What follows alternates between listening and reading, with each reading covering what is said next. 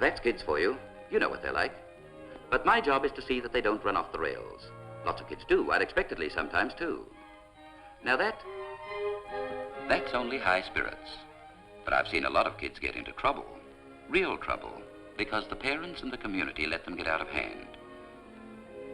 In the past, nothing very much was done about delinquency until someone had to be punished. Nowadays, we are more interested in getting at the causes. Some of these are obvious. If you had ever lived in a worn-out house, in an overcrowded street, you would know what the difficulties were. Just keeping the kids clean is difficult enough, let alone preventing mischief. True, these shabby streets are disappearing.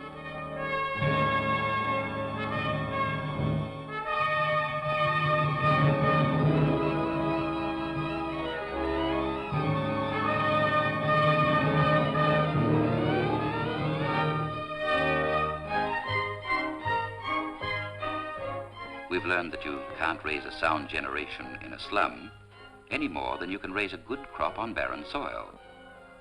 But you can't put it all down to the past, to bricks and mortar, lack of this and want of that. Look at the uneasy tempo of modern living, the frustrations and fatigues exacted by our material progress. We may have pulled down a lot of slums, and we may go about in fast cars and have telephones and radios in our homes. But is life any easier to live today? What effect does all this have on our children? What can we do to keep the youngsters on the right road? Clearly, it is the duty of us grown-ups to do our very best for the children, for all children. We must give them a proper education and plenty of room to play. We must give them love and security. They need it almost as much as food.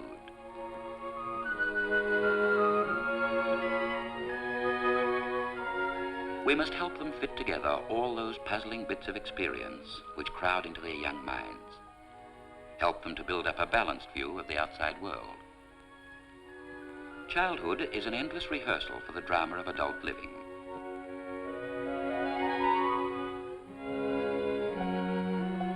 What is play today is work tomorrow. Children who have been encouraged to confide in their parents, children who have learned to get along with others, won't play their parts badly when it comes to the real thing.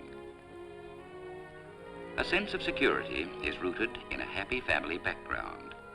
That, and a decent home to live in, are the best weapons against delinquency. When these things are missing in a child's life, there is almost certain to be trouble. That's what happened to young Colin. Well, come along and see for yourself. Colin was one of a family of 5 living in a squalid, substandard house. Homecoming was always a thing to be dreaded. His parents were always quarreling. He never knew how he would be greeted. It's no good you going on with me like that. Why can't you shut up and leave me in peace? And why can't you bring me home some money for a change? I can't get along with nothing. Here I am, slaving all the flaming day, looking after a great hulk and useless lump like you. Always after an excuse for not working. And what are you doing home so early? Wagging to the going? Oh, cut it out, Mum. You're another good-for-nothing, just like your old man. My older kid, you're always picking on him. There you are, sticking up for him again. Mum, where's me shirt? Your brother's got it. When am I going to get a new shirt, Dad? That's right. What about doing something for your family? He's your son. That's your dad's. Oh, Bert's always pinching me things. Who are you to talk about pension? Who got down my makings last week? Oh, lay off the kid. Listen, who started it? Ah, pigs. Ah, you're all along. Just a lot of good for nothing.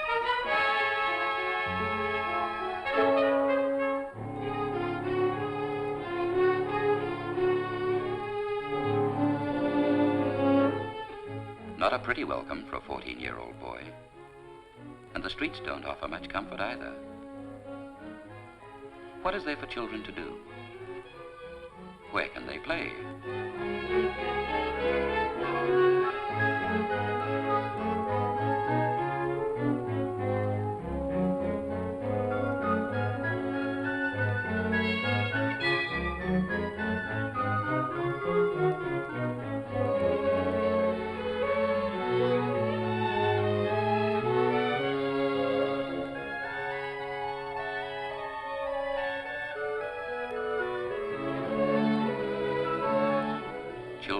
nothing to do.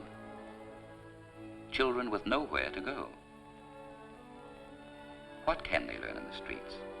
Their lives are corrupted before they grow up.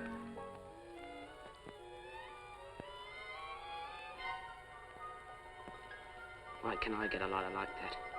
Would be easy. There's a bag in that pram. Money in that bag. Pension. I'll show you what pension is.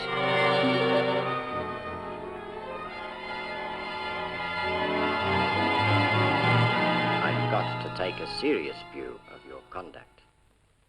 It isn't as though this were the first time you've been here, Colin. You have already been let out on probation, but that didn't do you any good. In the court's opinion, you are not likely to improve so long as you stay at home. So you will be sent to an institution where you will get a chance to finish the schooling you have missed and at the same time learn to be a good citizen.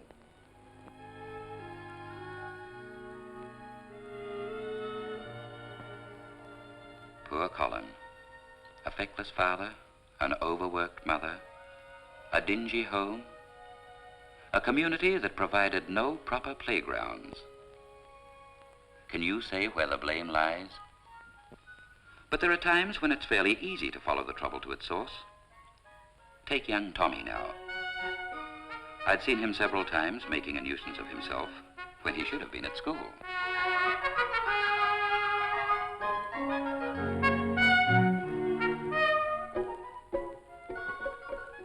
There may not be much harm in missing school once in a while, but Tommy seemed to be making a habit of it. So that afternoon I took him home to his mother to see if I could find out what was wrong.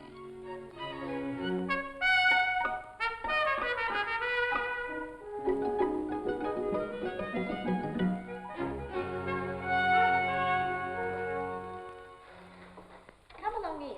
Thank you. Oh, do sit down.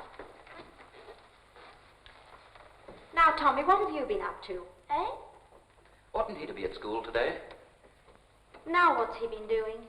Well, I found him playing truant and making a nuisance of himself, blowing the horn of somebody else's car. You are a naughty boy. He's a little deaf, isn't he? Oh, you have to shout at him sometimes. Well, there's one reason for him staying away from school. What, a little thing like that? He can hear if he wants to. Can't you, Tommy? Eh? There you are. See what I mean? Oh, he just doesn't listen properly, that's all.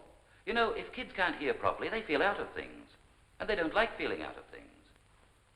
How does he get on at school? What does his teacher think about it? His teacher?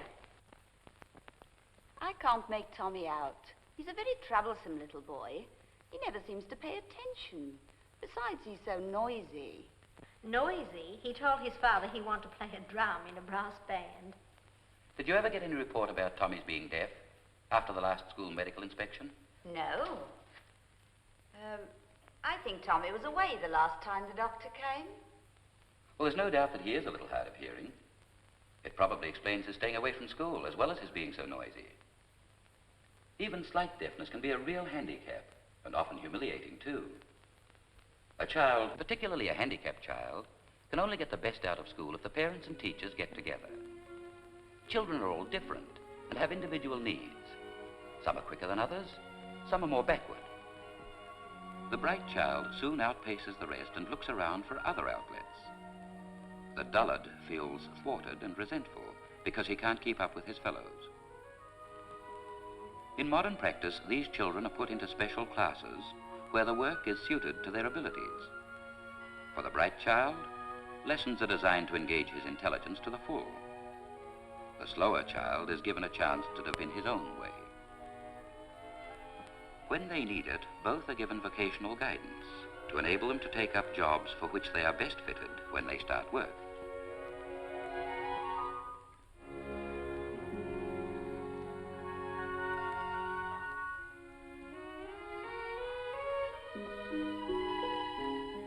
Children in state schools get medical and dental inspections. When treatment is necessary, a report is sent to the parents.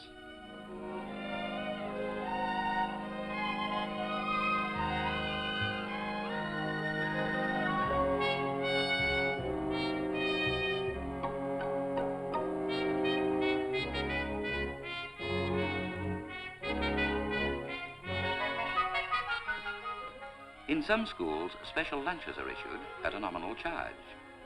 But there is more to bringing up a child than looking after his education and his health.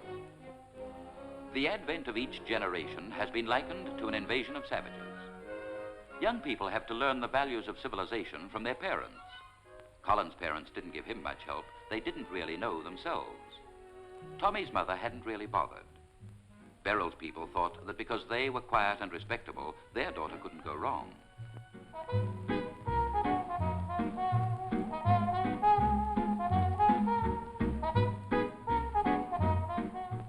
But to Beryl, her blonde, vivacious office friend Ada was a little person to be admired and copied.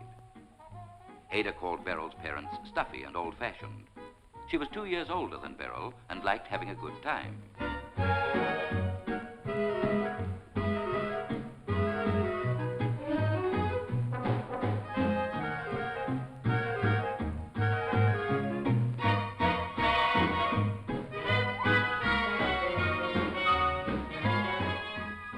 Going about with Ada wasn't doing Beryl any good, but luckily I knew her family, so that night I called on Mr. and Mrs. Bradley.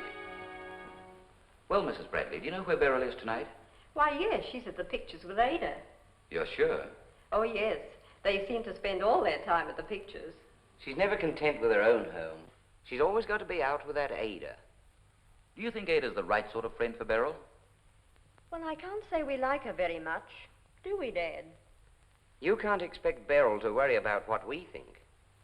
That's rather a pity, isn't it? We've always done our best for her.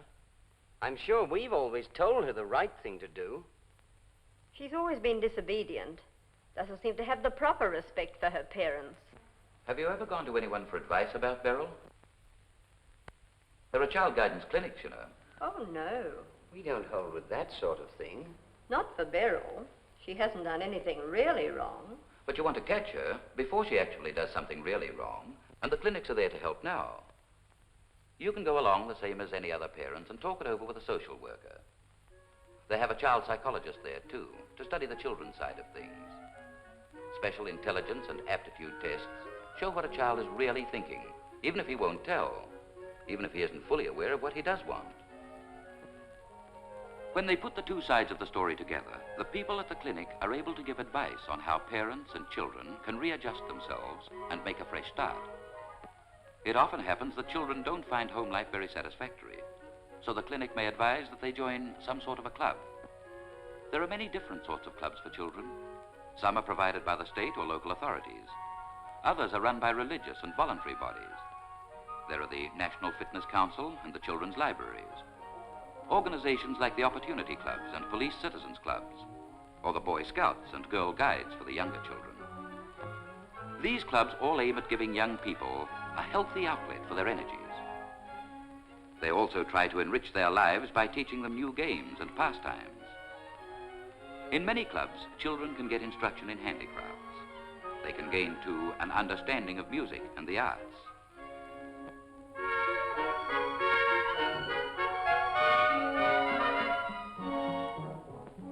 City children are encouraged to go and enjoy themselves in the fresh air of the country.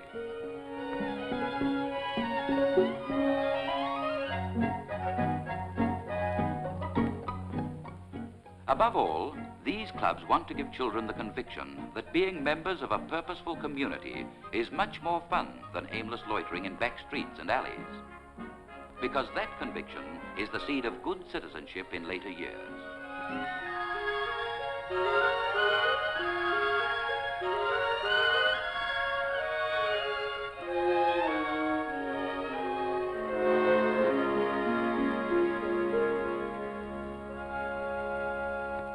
I'm sure I never knew about those sort of things. We haven't anything like that in this neighborhood. Somebody's got to start these things. Don't you think it's worth your working for? Hello, Dad. Hello, Mum. Beaut picture. I'm glad you liked it, dear. Mr. Hudson was making us a little worried about you. Why don't you tell your parents where you've really been, Beryl? What do you mean? Well, you weren't at the pictures. We didn't do anything really wrong.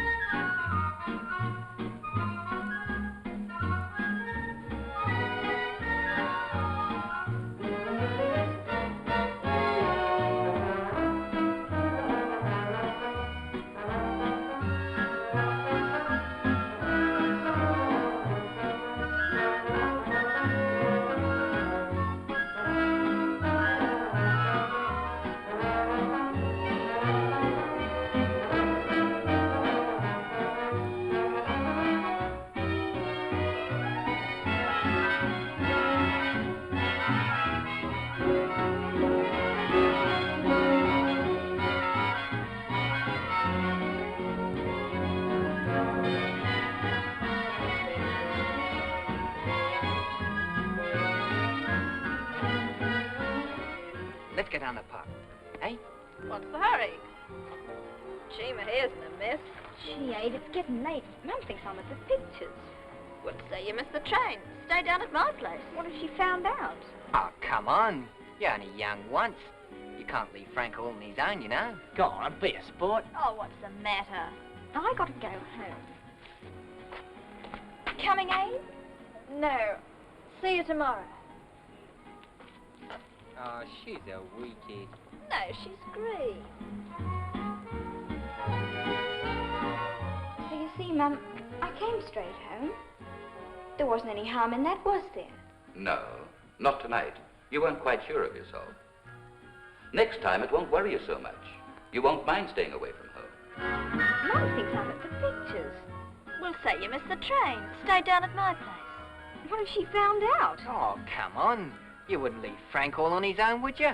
You're only young once, you know. Go on, be a sport. Oh, you can't be a mummy's girl all your life.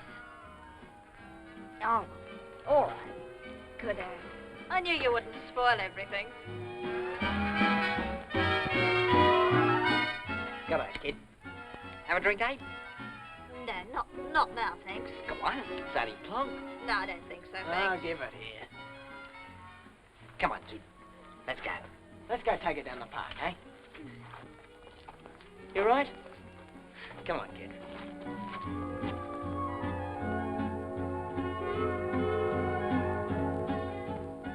This is only what might have happened. Beryl was fortunate, but we aren't always able to help before the harm is done. Look at these.